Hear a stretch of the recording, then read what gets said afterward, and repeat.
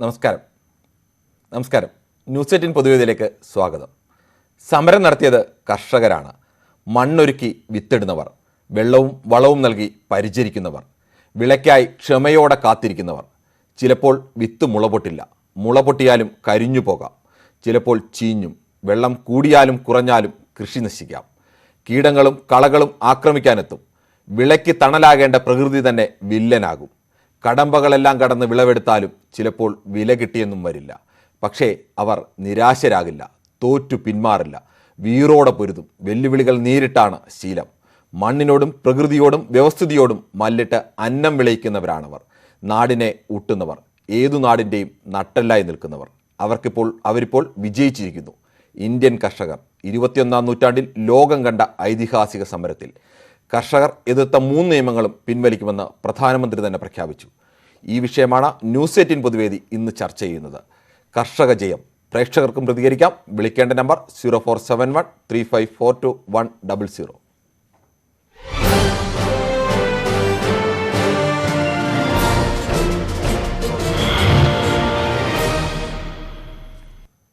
ആദ്യ പ്രേക്ഷകനായി എത്തുന്നത് അടൂരിൽ നിന്നും റോഷനാണ്. റോഷന, ഈ സമരത്തിന്റെ വിജയത്തെക്കുറിച്ച് എന്ത് തോന്നുന്നു? ഈ സമരത്തിന്റെ വിജയം, ഇത് ഒരു വർഷമായിട്ട് കർഷകര് വളരെ കഷ്ടം അനുഭവിച്ച് തെരുവുകളിൽ സമരം ചെയ്ത് നേടിയ വിജയമെന്ന് നമ്മൾ പറയുമ്പോഴും ഇത്രയും നാള് എന്തുകൊണ്ട് ഈ ഗവൺമെന്റ് ഇവരുടെ ഈ ബുദ്ധിമുട്ട് കാണാൻ കഴിഞ്ഞില്ല? ഈ വരുന്ന തെരഞ്ഞെടുപ്പ്, ഉടനെ തന്നെ ഒരു 5 സംസ്ഥാനങ്ങളിൽ തെരഞ്ഞെടുപ്പ് വരുന്നു. അതിന് മുന്നോടിയായിട്ടുള്ള ഒരു തന്ത്രമാണോ എന്ന് സംശയിക്കേണ്ടിയിരിക്കുന്നു. ഒരു വർഷമായിട്ട് കാണാൻ കഴിയാത്ത പ്രശ്നങ്ങൾ പെട്ടെന്നൊരു സുപ്രഭാതത്തിൽ കാണുന്നു. കുറച്ച് നാളുകൾക്ക് മുമ്പ് തന്നെ അങ്ങനെയും ഒരു വിലയിരുത്തലുണ്ട്. പഞ്ചാബ്, ഉത്തർപ്രദേശ് സംസ്ഥാനങ്ങളിലെ തെരഞ്ഞെടുപ്പിന് മുന്നോടിയായിട്ടാണ് ഇങ്ങനെ ഒരു നിയമം പിൻവലിക്കാൻ തയ്യാറായതെന്ന്. തീർച്ചയായിട്ടും അതിൽ ഒരു സംശയമില്ല. 2014 മുതൽ മോദിയുടെ തന്ത്രങ്ങൾ നമ്മൾ കാണുന്നതല്ലേ. ഇത്ര ഒരു വർഷത്തോളം ഈ കർഷകർ എവിടെയായിരുന്നു? ഇവരുടെ വേദന മോദിക്ക് കാണാൻ കഴിഞ്ഞില്ലേ? അല്ലെങ്കിൽ ഗവൺമെന്റിന് കാണാൻ കഴിഞ്ഞില്ലേ? ശരി, താങ്കളുടെ അഭിപ്രായത്തെ മാനിക്കുന്നു. മറ്റു പ്രേക്ഷകൻ കൂടിയുണ്ട്. എറണാകുളത്ത് നിന്നും കലാധരനാണ്. താങ്കൾക്ക് ഈ വിഷയത്തിൽ എന്താണ് അഭിപ്രായം? നമസ്കാരം. ജനങ്ങളുമായിട്ട് യാതൊരു ഉത്തരവാദിത്വമില്ലാത്ത സർക്കാരുകൾ, അത് മോദി ആയാലും പിണറായി ആയാലും ഈ ഉമ്മൻചാണ്ടി ആയാലും എല്ലാം ജനങ്ങളുമായിട്ട് ഇവർക്ക് യാതൊരു ഉത്തരവാദിത്വമില്ല. അവർക്ക് എങ്ങനെയെങ്കിലും കുറെ പണം കട്ട് സമ്പാദിച്ച് പാർട്ടിയെ വളർത്തണം, അവർക്ക് സ്വയം വളരണം. ഇതല്ലാതെ ജനങ്ങളുടെ പ്രശ്നം. ഇന്ന് കർഷകന് ശരിയായ കൂലി കിട്ടുന്നുണ്ടോ? വാങ്ങുന്നവന്റെ അവസ്ഥ എന്താണ്? വാങ്ങുന്നവനും കർഷകനും ഒരുപോലെ നട്ടലൊടിയാണ്. ഇടനിലക്കാരൻ വാരിക്കൂട്ടുന്നു. ഇന്ന് ടാറ്റയുടെയും ബിർളയുടെയും ഗോഡൌണില് കാർഷിക വസ്തുക്കൾ ദമ്പടിച്ച് കൂട്ടിയൊക്കെയാണ്. മനസ്സിലായില്ലേ? ഇതിനൊന്നും ചോദ്യം ചെയ്യാൻ ഒരാളുമില്ല ഇവിടെ. ഇതിനൊക്കെ ആരാണ് പ്രതികരിക്കാനുള്ളത്? ആരാണ് ചോദിക്കാനുള്ളത്? എന്തായാലും ഇപ്പോൾ അവസാനം കർഷകരുടെ ഒരു വർഷത്തോളം നീണ്ട സമരത്തിന് ഇപ്പോൾ വിജയമുണ്ടായിരിക്കുന്നു. അത് നമുക്ക് ആശ്വസിക്കാം. മറ്റു പ്രേക്ഷകൻ കൂടിയുണ്ട്. ബാലരാമപുരത്തു നിന്നുള്ള ശിവദാസനാണ്. ശിവദാസൻ, ഇന്നത്തെ വാർത്തയെല്ലാം കണ്ടു കാണുമല്ലോ. എന്താണ് താങ്കൾക്ക് പറയാനുള്ളത്? നമസ്കാരം. അതായത് കർഷക സമരം അവര് 3 വിഷയങ്ങള് പിൻവലിച്ചെന്ന് പറഞ്ഞു. പക്ഷെ അതല്ല, കർഷകൻ കഷ്ടപ്പെട്ട് പാടത്ത് പണിയെടുത്ത് ഒരു 5 കിലോ ടൊമാറ്റോ അല്ലെങ്കിൽ 5 കിലോ തക്കാളി, 5 കിലോ ഉരുളക്കിഴങ്ങ് അവര് പാടത്ത് പണിയെടുത്ത് കൊണ്ടുവന്നാൽ ഈ വലിയ ബ്രഹ്മാണിമാർ ചെന്ന് കുത്തകയ്ക്ക് വിലക്കെടുക്കും. അവർക്ക് ഇഷ്ടപ്പെട്ട കടയിൽ കൊണ്ട് കൊടുക്കാനോ ഇഷ്ടപ്പെട്ട മാർക്കറ്റിൽ കൊണ്ടുപോകാൻ അവകാശമില്ല. അതുകൊണ്ടാണ് ഇത്രയും ദിവസം ഈ സമരം നീണ്ടുപോയത്. പക്ഷെ ഇന്ന് കുത്തക വലിയ മുലയുടെ മുമ്പിൽ മോദി കുത്തുകുത്തി. സാധാരണ എന്റെ കൂടി 15 പേര്, ഞാനും പലരും ജോലിയാണ്. 15 കുടുംബങ്ങൾ ഒരുമിച്ച് രാവിലെ 4 മണിക്ക് ജോലിക്ക് ഇറങ്ങിയാൽ 3 മണിക്ക് വീട്ടിൽ വന്നേക്ക് ഒരു പച്ചരി വെള്ളം കുടിക്കുന്നത്. അവർക്ക് കിട്ടുന്നത് 50 രൂപയാണെങ്കിൽ ഇവിടെ എടുക്കുന്നത് 400-500 രൂപയാണ്. ഇത് കർഷകർക്ക് ചോദ്യം ചെയ്തതിന് ആദ്യം മോദി അത് അനുകൂലിച്ചു. അവസാനം ഇത് രാഷ്ട്രീയമായി മാറും, അവർക്ക് രാഷ്ട്രീയം പരാജയം, അവർക്ക് അധികാരം കിട്ടില്ലെന്ന് ഭയന്നാണ് ഇപ്പൊ മാറിക്കൊടുത്തത്. ഇത് മറ്റൊരു പ്രേക്ഷകൻ കൂടിയുണ്ട്. വയനാട് നിന്നുള്ള അബ്ദുറഹ്മാനാണ്. അബ്ദുറഹ്മാൻ, ഇപ്പോൾ ഈ 3 നിയമങ്ങളും പിൻവലിക്കാനുള്ള പ്രധാനമന്ത്രിയുടെ പ്രഖ്യാപനം താങ്കൾ കേട്ട് കാണുമല്ലോ. താങ്കൾക്ക് ഈ വിഷയത്തിൽ എങ്ങനെയാണ് പ്രതികരിക്കാനുള്ളത്? എനിക്ക് ആദ്യം പറയാനുള്ള സന്തോഷം എന്നാണ്. പിന്നീട് പറയാനുള്ളത് എന്താണെന്ന് വെച്ചാൽ, ഈ ഗവൺമെന്റുകളെല്ലാം ഈ ജനങ്ങളെങ്ങനെ ഉപദ്രവിക്കാൻ മാത്രം തയ്യാറായിട്ട് നടക്കുന്നത് എന്താണെന്ന് എനിക്ക് മനസ്സിലാകത്തത്. ജനങ്ങൾക്ക് എന്ത് കഷ്ടപ്പാടുണ്ടാകുന്നത് ഏത് ഗവൺമെന്റ് ആണെങ്കിലും ഗവൺമെന്റിന്റെ വാലാട്ടികളായ കുറെ ആൾക്കാർക്ക് സൗകര്യം എന്നല്ലാണ്ട് ഈ ഗവൺമെന്റ് കൊണ്ട്, ജനാധിപത്യ ഗവൺമെന്റ് കൊണ്ട് സാധാരണ ജനങ്ങൾക്ക് ഒരു ഉപകാരവും ഇല്ലാത്തൊരവസ്ഥയിലേക്ക് കാര്യങ്ങൾ നീങ്ങുന്ന കാണുമ്പോൾ സങ്കടം വരുന്നുണ്ട്. ശരി, മറ്റൊരു പ്രേക്ഷകൻ കൂടിയുണ്ട്. മലപ്പുറത്തു നിന്നുള്ള ഉമ്മറാണ്. ഉമ്മർ, താങ്കൾക്ക് എന്താണ് പറയാനുള്ളത്? ആദ്യമേ തന്നെ കർഷകർക്ക് ഒരു അഭിവാദ്യം അർപ്പിക്കുന്നു. കർഷകർ വിജയിച്ചു. അതെ, അവർ നിയമം വളരെ നടപ്പാക്കാൻ കഴിയാതെ വളരെ സാവധാനത്തിൽ അവധാനതയോടുകൂടി എന്നാൽ വീര്യമൊട്ടും ചോരാതെ ഒരു വർഷത്തോളമായി സമരം ചെയ്യുന്നു. ധീരന്മാരായ കർഷകർ സ്വാതന്ത്ര്യ സമരത്തിൽ പങ്കെടുത്തതുപോലുള്ളൊരു ഒരു സമരമായിട്ടാണ് നമുക്ക് ഇതിനെ കാണാൻ പറ്റുള്ളൂ. അടിസ്ഥാന വർഗത്തിന്റെ മുമ്പിലെ ധാർഷ്ട്യം, കോർപ്പറേറ്റുകൾക്ക് വേണ്ടി നിയമങ്ങൾ ഉണ്ടാക്കുന്ന ഭരണകൂടങ്ങൾ മനസ്സിലാക്കണം. അടിസ്ഥാന വർഗത്തിന്റെ പ്രശ്നങ്ങളാണ് ഏറ്റവും വലിയ പ്രശ്നങ്ങൾ എന്നുള്ളത്. അത് മനസ്സിലാക്കി ഗാന്ധിജി പറഞ്ഞതുപോലെ ജനാധിപത്യം കിടക്കുന്നത് ഗ്രാമങ്ങളിലാണ്, ഗ്രാമങ്ങളിലെ കർഷകരാണ് രാജ്യത്തിന്റെ നട്ടെല്ല് എന്ന് മനസ്സിലാക്കാൻ ഇവിടുത്തെ കോർപ്പറേറ്റുകൾക്ക് താങ്ങുന്ന ഈ ഒരു ഭരണകൂടവും എന്ന് മനസ്സിലാക്കുന്നുവോ അന്ന് ഈ നാട് നന്നാവുള്ളൂ. കണ്ടില്ലേ? ശരി, മറ്റൊരു പ്രേക്ഷകൻ കൂടിയുണ്ട്. കൊല്ലത്തു നിന്നുള്ള ശ്രീധരനാണ്. ശ്രീധരൻ, എന്താണ് പറയാനുള്ളത്? പറയാം സാറേ. ഞാൻ കർഷക സംഘം മെമ്പറാണ്. ശരി, ഞങ്ങള് മൂന്നാഴ്ച വീതം അവിടെ പോയി സമരം ചെയ്ത ആൾക്കാരാണ്. ഞങ്ങള് വളരെ ശക്തമായിട്ട് ഇതിനെ എതിർക്കുകയും ഇതിനോട് സംബന്ധിക്കുകയും ചെയ്തു. 700ഓളം പേര് മരിച്ചു. പക്ഷെ ഞങ്ങൾ ആ സമരത്തിന്റെ വീര്യം കെടാതെ സൂക്ഷിക്കാൻ ഞങ്ങളെ കൊണ്ട് സാധിച്ചു. അവിടെ ഉണ്ടായിരുന്ന ആൾക്കാർക്ക് സപ്പോർട്ട് കൊടുക്കാനും എല്ലാ സഹായം ചെയ്യാനും ഞങ്ങളെ കൊണ്ട് സാധിച്ചു. സാധാരണ സംഭവം തന്നെയാണ്. സാധാരണഗതിയിൽ ഒരു സമരം വന്നാൽ കുറച്ച് ദിവസമായി അതിന് ഏതെങ്കിലും ഒരു ഫലം ഉണ്ടായില്ലെങ്കിൽ സമരം പിൻവലിക്കുക, അല്ലെങ്കിൽ സമരം തണുത്തു പോകുക എന്നൊരവസ്ഥയുണ്ട്. പക്ഷേ അങ്ങനെയല്ല. ഡൽഹിയിൽ ഇവർ തുടർച്ചയായി തന്നെ അവരുടെ സമരം ഈ ഒരു വർഷത്തോളം നിലനിർത്താൻ കഴിഞ്ഞു എന്നത് വലിയ നേട്ടം തന്നെയാണ്. ഇനി ഒരു പോയിന്റ് കൂടെ. 7 നിയമങ്ങളാണ് അവരുണ്ടാക്കിയത്. അതിനകത്ത് 3 എണ്ണമേ പിൻവലിച്ചിട്ടുള്ളൂ. ഇനി 4 എണ്ണം കൂടെ പിൻവലിക്കാനുണ്ട്. ഇത് രണ്ടാം സ്വാതന്ത്ര്യ സമരമാണ് തീർച്ചയായിട്ടും. കാരണം BJPയെ പോലെ വൃത്തികെട്ട ഒരു പാർട്ടി ഇന്ത്യ ഭരിക്കുന്നു. അവർക്കെതിരെ ശക്തമായ സമരം നടത്തിയ ഞങ്ങള്. ശരി, മറ്റൊരു പ്രേക്ഷകൻ കൂടിയുണ്ട്. തിരുവനന്തപുരത്തു നിന്നുള്ള അജിത്താണ്. അജിത്തിന് ഈ വിഷയത്തിലുള്ള നിലപാട് അറിയിക്കാം. ഒന്നേ പറയാനുള്ളൂ, ഗാന്ധിജി ഇല്ലാത്ത സ്വാതന്ത്ര്യ സമരം എന്നാണ് എനിക്ക് വിശ്വസിപ്പിക്കാനുള്ളത്. കാരണം ഒരു ഏകാധിപത്യ ഭരണം എന്ന് തന്നെ നമ്മളെ ഇപ്പോൾ കേന്ദ്രത്തിൽ പറയാൻ പറ്റുള്ളൂ. കാര്യം അറിയാമല്ലോ, പെട്രോളിന്റെ വില ഇങ്ങനെ പൊയ്ക്കൊണ്ടിരിക്കുന്നത്. ഇപ്പൊ ഈ കർഷകര് ഈ തെരുവിൽ മരിച്ച് 709 അപ്പോ എന്താണ് അവസാനം അവർക്കൊരു ഒരു എന്താ പറയുക ബോധോദയം ഉണ്ടായത്. അപ്പൊ അടുത്തിടെ വന്ന ഇലക്ഷന് വന്ന ആ തിരിച്ചടി അത് തന്നെയല്ലേ. ഇതൊരു സൂചനയാണ്. കർഷക ഇന്ത്യ എന്ന കൃഷിയെ പൂർണ്ണമായിട്ട് കൃഷിയെ തന്നെ അത് എന്താ അതിൽ അധിഷ്ഠമായ ഒരു രാജ്യമാണ്. അപ്പൊ നമുക്ക് മറ്റൊരു പ്രേക്ഷകൻ കൂടിയുണ്ട്. ചേർത്തലയിൽ നിന്നുള്ള രജീഷാണ്. രജീഷിന്റെ നിലപാട് വ്യക്തമാക്കാം. ഇത് കർഷകരുടെ വിജയം മാത്രമല്ല, ഇന്ത്യയിലെ സാധാരണക്കാരുടെ മുഴുവൻ പേരുടെയും വിജയമാണ്. കർഷകർക്ക് അഭിവാദ്യങ്ങൾ അർപ്പിക്കുന്നു. അല്ല, ദാസ്യത്തിന്റെ ഒരു നിയമം നടപ്പിലാക്കുന്നതിൽ ദാസ്യ നിലപാടെടുത്തു പോകുന്ന ഏകാധിപതികൾക്ക് കിട്ടുന്ന തിരിച്ചടി തന്നെയാണ് ഈ കർഷക സമരത്തിന്റെ ഭാഗമായി മോദി ഗവൺമെന്റിന് കിട്ടിയിട്ടുള്ളത്. ഈ സൂചന തന്നെയാണ് ജനങ്ങൾ എപ്പോഴും ഉയർത്തിപ്പിടിക്കുന്നത്. ഏതു നിയമമാണോ നീതിക്ക് നിരക്കാത്തതായി വരുന്നത്, ആ നീതിക്ക് നിരക്കാത്ത നിയമത്തിനെതിരായി ജനങ്ങളിൽ നിന്ന് ശക്തമായ വികാരം ഉണ്ടാകുകയും ഭരണാധികാരികൾക്ക് കീഴടങ്ങേണ്ടി വരികയും ചെയ്യും എന്നതിന്റെ ഉത്തമ ഉദാഹരണമാണ് ഇത്. എപ്പോഴും കർഷകർക്ക് എല്ലാവിധ അഭിവാദ്യങ്ങളും നേരുകയാണ്. അടുത്തത് കോഴിക്കോട് നിന്നുള്ള ചന്ദ്രനാണ്. ചന്ദ്രൻ, ഈ വിഷയം വാർത്തയെല്ലാം കണ്ടു കാണുമല്ലോ. ഈ വിഷയത്തിൽ എന്താണ് പറയാനുള്ളത്? പറയട്ടെ, പറഞ്ഞോ. ഇത് പഞ്ചാബിലെ കർഷകരെ അങ്ങേയറ്റത്തെ വിജയമാണ്. പഞ്ചാബിലെ കർഷകർക്ക് വേറെ എല്ലാവരും തമിഴ്നാടോ കേരളോ എല്ലാവരും ഒക്കെ ഒരു പിന്തുണ പ്രഖ്യാപിക്കുന്നല്ലാതെ ആ വെയിലും മഴയും കൊള്ളാനും ഒരു കർഷകർ തന്നെ ഉണ്ടായിട്ടുള്ളൂ. അവിടെ അടി കൊള്ളാനും എല്ലാറ്റിനും അവർ തന്നെ ഉണ്ടായിട്ടുള്ളൂ. ഓർക്ക് ആദ്യം തന്നെ ഒരു അഭിവാദ്യം അർപ്പിക്കുന്നു. പിന്നെ അതുകൂടെ ഇപ്പൊ ഉണ്ടല്ലോ, ഈ അസംബ്ലി ഇലക്ഷൻ മുന്നിൽ കണ്ടുകൊണ്ടാണ് ഇതൊക്കെ ഉണ്ടല്ലോ, UP MP ഒക്കെ ഇലക്ഷൻ വരാൻ പോകുന്നത്. അത് കണ്ടുകൊണ്ടാണ്. ഇനിയിപ്പം ചിലപ്പം ഗ്യാസിനും എന്തെങ്കിലും കുറച്ചുകൂടെ ഇല്ല, എങ്ങനെ ഒരു അധികാരം കിട്ടാൻ വേണ്ടിയിട്ട്. അല്ലാതെ വേറെ ഒന്നുമല്ല ഇത് കർഷകരോടുള്ള സിമ്പതി ഒന്നും അല്ലത്. അല്ല, ഇത് നേരത്തെ ചെയ്താൽ പോരായിരുന്നു. അതൊന്നും ചെയ്യൂല എന്നുള്ള എന്താ പറയാ, വെറും അഹങ്കാരം എന്നല്ലാതെ വേറെ ഒന്നുമില്ല. എന്താവശ്യത്തിന് കൂടിയുണ്ട്. തിരുവനന്തപുരത്ത് നിന്നുള്ള മോഹനാണ്. മോഹന് ഈ വിഷയത്തിലുള്ള നിലപാട് പറയാം. അല്ല, ഈ കർഷക സമരം പിൻവലിച്ചതിൽ വളരെ സന്തോഷമാണ്. നേരത്തെ ആകാമായിരുന്നു എന്നാണ് എനിക്ക് തോന്നുന്നത്. ഇത്രയും മരണം ഒഴിവാക്കാമായിരുന്നു. നിയമം പിൻവലിച്ചത് നേരത്തെ തന്നെ പിൻവലിക്കേണ്ടതായിരുന്നു എന്നല്ലേ? നേരത്തെ പിൻവലിക്കേണ്ടതായിരുന്നു. ഇത്രയും പ്രശ്നങ്ങൾ ഉണ്ടാവില്ലായിരുന്നു. ശരി, മറ്റൊരു പ്രേക്ഷകരുണ്ട്. കാസർഗോഡ് നിന്നുള്ള അബ്ദുള്ളയാണ്. അബ്ദുള്ളക്ക് എന്താണ് പറയാനുള്ളത്? സാർ, ഈ കർഷക വിരോധത്തിൽ വളരെ സന്തോഷമുണ്ട്. അതുപോലെ തന്നെ ഒരു കർഷകരുടെ ഈ സമരം ചെയ്തതിൽ ഇപ്രാവശ്യം വിജയിച്ച ഒരു സമരം കൂടിയാണിത്, ഈ സർക്കാർ വന്നതിൽ. ശരി, മറ്റൊരു പ്രേക്ഷകൻ കൂടിയുണ്ട്. ഒറ്റപ്പാലത്ത് നിന്നുള്ള വിനോദാണ്. വിനോദിന് എന്താണ് ഈ വിഷയത്തിൽ പറയാനുള്ളത്? ആ സാർ, ഇത് ഉറങ്ങണ ഉറക്കത്തിൽ വിശ്വസിക്കാൻ പറ്റില്ല മോദിന്ന്. ഈ തെരഞ്ഞെടുപ്പ് കഴിഞ്ഞ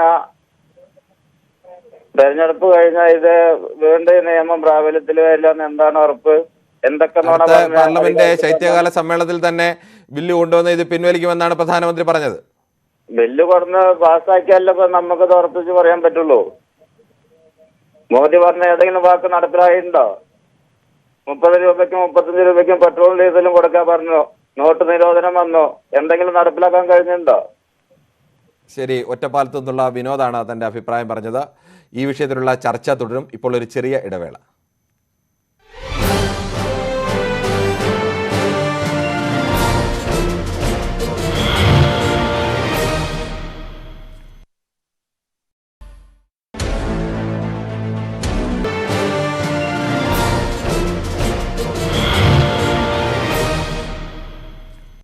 കർഷക ജയം എന്ന വിഷയത്തിലാണ് ചർച്ച തുടരുന്നത്. തിരുവനന്തപുരത്തു നിന്നുള്ള ഷാജിയാണ്.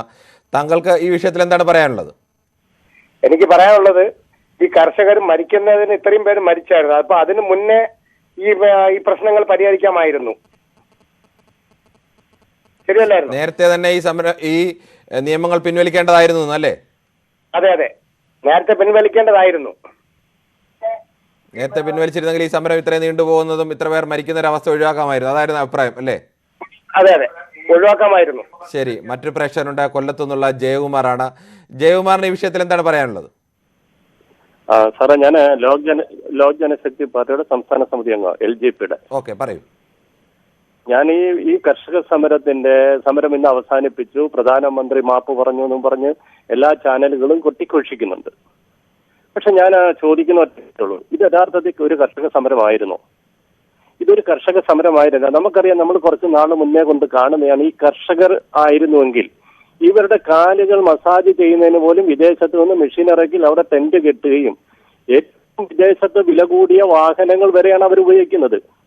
അതായത് ദരിദ്രരായിരിക്കണം എന്നുള്ള നിർബന്ധം വല്ലതുകൊണ്ടോ? സുപ്രീം കോടതി പോലും പറഞ്ഞതാണ്. സുപ്രീം കോടതി പറഞ്ഞാണ്, മരവിപ്പിച്ച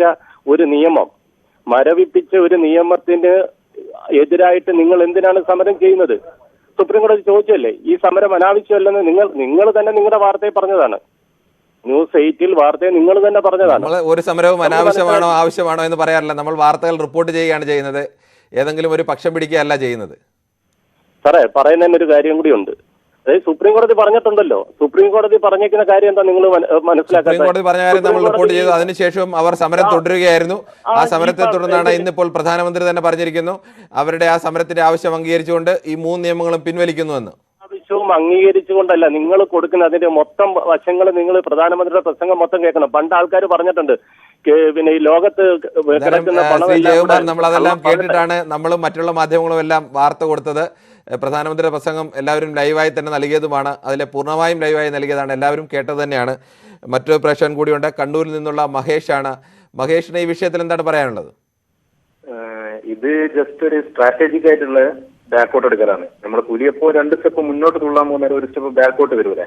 അപ്പൊ ഈ ഒരു പ്രൊട്ടസ്റ്റ് എന്തിനാ ക്യാൻസൽ ചെയ്തതെന്ന് വെച്ചാല്, CAAയും മേ ബി NRCയും വരാനുള്ള ഒരു ചാൻസ് ഉണ്ട്, അതേപോലെ തന്നെ ഏക സിവിൽ കോഡും വരാനുള്ള ചാൻസ് ഉണ്ട്. അപ്പൊ 3 പ്രൊട്ടസ്റ്റ് ഒന്നിച്ച് നമുക്ക് മാനേജ് ചെയ്യാൻ പറ്റൂല. അപ്പൊ ഒരു പ്രൊട്ടസ്റ്റിനെ നൈസായിട്ട് ഒഴിവാക്കിയിട്ട് മറ്റൊരു പ്രൊട്ടസ്റ്റിനെ കൊണ്ട് ഒരു CAA NRC ഇംപ്ലിമെന്റ് ചെയ്യാൻ വേണ്ടിയിട്ടുള്ള ഒരു ശ്രമമാണ് ഇതിൻ്റെ ഉള്ളിലൂടെ തന്നെ നടക്കുന്നതാണ് ഞാൻ മനസ്സിലാക്കുന്നത്. ശരി, താങ്കളുടെ അഭിപ്രായം. മറ്റൊരു പ്രേക്ഷകൻ കൂടിയുണ്ട്, ആലപ്പുഴയിൽ നിന്നുള്ള രജീഷാണ്. രജീഷ്, എന്താണ് പറയാനുള്ളത്? ഹലോ, ഞാൻ പറയാനുള്ളത്, ഇപ്പം നമ്മുടെ കുട്ടനാട്ടിലെ ഇവിടെ ഇപ്പൊ ഓരോരുത്തർ കിടന്നുകൊണ്ട് കോര ഇങ്ങനെ വിളിച്ച് സംസാരിക്കുന്നുണ്ട്. നമ്മളൊരു കാര്യം, നമ്മുടെ കുട്ടനാട്ടിലെ കർഷകരുടെ അവസ്ഥ ഒന്ന് കണ്ടോ? ഇന്നും നമ്മുടെ ചാനലിൽ കാണിച്ചതല്ലേ ഈ സംഭവങ്ങളൊക്കെ. അവിടെ ഈ അവസ്ഥ തന്നെയാണ്. കർഷകരുടെയൊക്കെ അവിടുന്ന് കുറെ കോപ്പറേറ്റീവുകളുണ്ട്, അവരുടെ ഇഷ്ടത്തിനല്ല പുറത്തുനിന്ന് വന്ന ഒരാള് അവിടുന്ന് നെല്ലെടുക്കാനോ ഒന്നും സമ്മതിക്കത്തില്ല. അവിടെ ഇപ്പം മാർക്കറ്റ് റേറ്റ് 10 രൂപ ഉണ്ടെന്നുണ്ടെങ്കിൽ അവരുടെ 3 രൂപയ്ക്കും 4 രൂപയ്ക്കും ആ നെല്ലെടുത്തോണ്ടിരിക്കുന്നത്. പുറത്തുനിന്ന് വന്ന ആർക്കും കൊടുക്കാനും സമ്മതിക്കത്തില്ല. ഇതിപ്പം നമ്മുടെ കുട്ടനാട്ടിലെ അവസ്ഥയാ. ആദ്യം നമ്മുടെ നാട്ടിലെ അവസ്ഥ മാറ്റുക, പിന്നല്ലേ നമ്മൾ കേന്ദ്രത്തിൽ പോകുന്നത്. ശരി. മറ്റൊരു പ്രേക്ഷകൻ കൂടിയുണ്ട്, പത്തനംതിട്ടയിൽ നിന്നുള്ള കൊച്ചുമോനാണ്. കൊച്ചുമോൻ, ഈ വിഷയത്തിൽ എന്താണ് പറയാനുള്ളത്? സാർ, എനിക്ക് പറയാനുള്ളത്, കർഷകരുടെ വലിപ്പ തൊട്ടുമുമ്പ് പ്രതികരിച്ച ആൾ പറഞ്ഞ് കർഷകരിനുള്ളവരെ കഷ്ടപ്പെടുന്നവരായിരിക്കണമെന്ന്. അവിടെ ഏത് വില കൂടി അവൻ അധ്വാനിച്ചുണ്ടാക്കുന്ന പൈസ കൊണ്ടാണ് അവൻ ഏത് സാധനവും വാങ്ങിക്കുന്നത്. അതിനെ ഒരിക്കലും നമുക്ക് നിഷേധിക്കാൻ പറ്റത്തില്ല. അതുപോലെ തന്നെ വേറൊരു കാര്യം പറഞ്ഞാൽ പെട്രോളിന്റെ വിലയ്ക്കും ഇതേപോലെ ജനം ഒന്നിക്കണം. പ്രധാനമന്ത്രി എന്ന് പറയുന്നത് ജനങ്ങൾക്ക് അതീതനല്ല. എന്ത് വിഷയം ഉണ്ടായാലും പെട്രോളിനും ഇതുപോലെ തന്നെ പ്രതികരിക്കണമെന്നുള്ളതാണ് എന്റെ അഭിപ്രായം. ഇത് വൻ വിജയം തന്നെ, കർഷകരുടെ വൻ വിജയം തന്നെ എന്ന് മാത്രമേ പറയാനുള്ളൂ. ശരി, മറ്റൊരു പ്രേക്ഷകൻ കൂടിയുണ്ട്, ജോസഫാണ്. ശ്രീ ജോസഫ്, താങ്കൾ പറയൂ. അദ്ദേഹം നരേന്ദ്രമോദി സാറ് ഭയങ്കര മനസ്സിലുള്ള ആളാണ്. പണ്ട് ഗുജറാത്തിൽ വംശഹത്യ നടന്നപ്പോഴും ഡൽഹിയിൽ വംശഹത്യ നടന്നപ്പോഴൊക്കെ അദ്ദേഹം കരഞ്ഞിട്ട് കണ്ണ് ചോന്നിട്ട് വിഷമം തോന്നി നിൽക്കുക. അതുപോലെ സ്റ്റാൻ സ്വാമി അച്ഛൻ മരിച്ചപ്പോഴും അദ്ദേഹത്തിന്റെ കോടതിയിലിട്ട് ജയിലിട്ട് കൊന്നപ്പോഴും അദ്ദേഹത്തിന്റെ സങ്കടം കണ്ടു. കോവിഡ് രോഗികളും കോവിഡ് ആരോഗ്യ രംഗത്തെ പ്രവർത്തകരും മരിച്ചപ്പോൾ അദ്ദേഹത്തിന്റെ കണ്ണീര് നമ്മൾ കണ്ടാണല്ലോ. പിന്നെ അതിന്റെ ക്രെഡിറ്റ് നമ്മുടെ കോൺഗ്രസ്സുകാർക്കും കൊടുക്കണം. അവരുടെ സെമിക്കാരുടെ സമരം കൊച്ചിയിൽ നടന്നല്ലോ. അതിന്റെ വിഷയം അതൊന്നുമല്ല. നമ്മുടെ വിഷയം കർഷക സമരത്തെ കുറിച്ചാണ്. നമുക്കത് ചർച്ച ചെയ്യാം. എന്തായാലും മറ്റൊരു പ്രേക്ഷകൻ കൂടിയുണ്ട്, രാജപ്പനാണ് ചങ്ങനാശ്ശേരിയിൽ നിന്നും. താങ്കൾക്ക് പറയാം. എനിക്ക് സാറേ പറയാനുള്ള വ്യത്യസ്തമായ ഒരു അഭിപ്രായമാണ്. പറഞ്ഞോ, എല്ലാ അഭിപ്രായങ്ങളും പറയാം. അതിനുവേണ്ടിയാണല്ലോ നമ്മൾ പ്രേക്ഷകർക്ക് വേണ്ടി ഇങ്ങനെ പൊതുവേദി സംഘടിപ്പിക്കുന്നത്. നമ്മൾ മാത്രമല്ല, നിങ്ങൾ പറയേണ്ടവരാണ് എന്നുള്ളതുകൊണ്ടാണല്ലോ. തുടങ്ങിക്കോട്ടെ, പറഞ്ഞോ. സ്വാതന്ത്ര്യ സമരത്തിന് ശേഷം ഇന്ത്യ കണ്ട ഏറ്റവും വലിയൊരു ഐതിഹാസിക സമരമാണ്. ഈ സമരം ഇന്ത്യയിലെ മുഖ്യധാര രാഷ്ട്രീയ പാർട്ടിക്കൊന്നും അവകാശപ്പെട്ടതല്ല. എല്ലാ നിറത്തിൽപ്പെട്ട ഓരോ കൊടികളും സമരവേദിയിൽ നിറവ്യത്യാസം പേരിനും മാത്രം കാണാം. ഇന്ത്യയിലെ ഒരു മുഖ്യധാര രാഷ്ട്രീയ പാർട്ടിയുടെ നേതൃത്വത്തിൽ അല്ലി സമരം ചെയ്ത് ഒരു രാഷ്ട്രീയ പാർട്ടി ഇതിനെ ഈ സമരം വിജയിച്ചെന്നും പറഞ്ഞ് സന്തോഷിക്കേണ്ട കാര്യവും ഇല്ല. ഇത് മാത്രമേ എനിക്ക് പറയാം. ഇനി മുന്നോട്ടുള്ള എല്ലാ കാര്യവും. മറ്റൊരു പ്രശ്നം കൂടിയുണ്ട്, കുമ്മളിയിൽ നിന്നുള്ള മഹേഷ് ആണ്. മഹേഷ്, താങ്കൾക്ക് പറയാം. എന്റെ പൊന്ന് സാറേ, നമ്മുടെ കേരളത്തെ കാര്യം ആദ്യം തീർക്കുക നിങ്ങളെല്ലാം കൂടെ കൂടി. കേരളത്തിലെ ഈ അവസ്ഥ കണ്ടോ? ഞങ്ങൾ കുമ്മളിയിലുള്ളവർ, ഞങ്ങൾ ഈ കട്ടപ്പന കിഴക്കൻ മേലുള്ളവരെല്ലാം ആത്മഹത്യയുടെ പക്കത്തില്ല. ഈ കേരളവും ഇന്ത്യയുടെ ഭാഗം തന്നെയല്ലേ? ആലപ്പുഴയൊക്കെ കണ്ടില്ലേ, നെല്ലൊക്കെ കൂപ്പാരം കൂട്ടിയിട്ടിട്ട് കയ്യോ കാലായിട്ട്. കേരളത്തിലെ വിഷയങ്ങൾ വരുമ്പോൾ കേരളത്തിലെ വിഷയവും ഇന്ത്യയുടെ പൊതുവായ വിഷയം വരുമ്പോൾ ഇന്ത്യയുടെ വിഷയം, ലോകത്തിന്റെ വിഷയം വരുമ്പോൾ അതെല്ലാം നമുക്ക് ചർച്ച ചെയ്യുകയും വാർത്ത അറിയിക്കുകയും ചെയ്യണ്ടേ? ഒന്നും ചെയ്യാം, നിങ്ങൾ ആരും ചിന്തിക്കും വേണ്ട, നടക്കുന്ന കാര്യമല്ല. ശരി, മറ്റൊരു പ്രേക്ഷകനുണ്ട്, തിരുവനന്തപുരത്ത് നിന്നുള്ള പ്രേംനാഥാണ്. പ്രേംനാഥ്, പറയാം.